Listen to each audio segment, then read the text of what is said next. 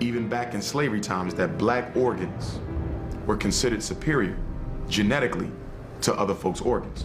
For example, whenever there's a transplant, okay, especially when rich folks get heart transplant, liver transplant, kidney transplant, they like white, they like black organs. We had a famous case in Pennsylvania, Governor Casey, who was one of the most racist governors who ever lived back in the late 80s, early 90s. He had a heart transplant. Guess whose heart they gave him? A black person's heart. Down in Georgia, there was a case of an African-American 17-year-old kid who was found mysteriously dead at school.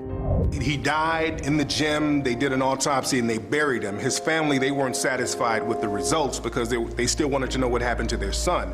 They had the body exhumed, found out that his organs were missing and his body was stuffed with newspapers, and people are still trying to find answers. The officials down there in Georgia, they act like they don't know what's going on.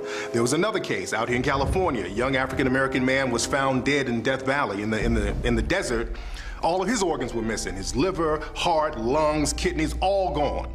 There's a case in the UK recently. A Somalian girl was brought over there for organ harvesting. They found out that they were going to harvest her organs and they stopped that. There was another case in Asian couples. They went over to Africa.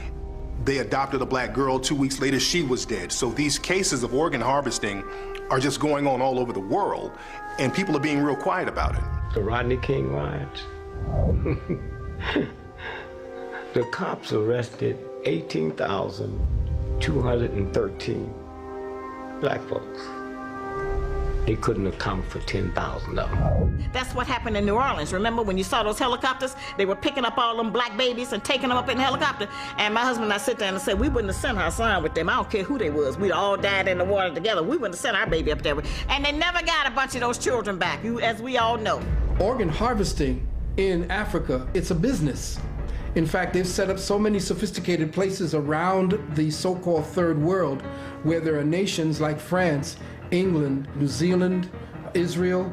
All these places now are looking in the impoverished areas because mostly in these impoverished areas like Brazil, places in South Africa, right here on this continent, wherever there's poverty, there's crime. And wherever there's crime, you know there's a lot of deaths and there's a lot of shooting. They are killing black people for their organs. Think about it.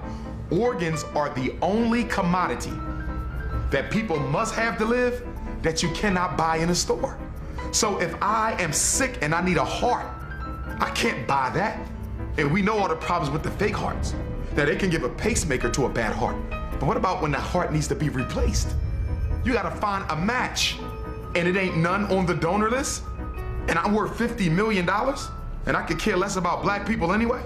Guess what? Somebody gonna get shot in a drive-by. Switch over to Haiti. Jean Bellerive, at the time, he was the prime minister at the time when Haiti was hit with that earthquake that killed over 130,000 brothers and sisters down there in that island.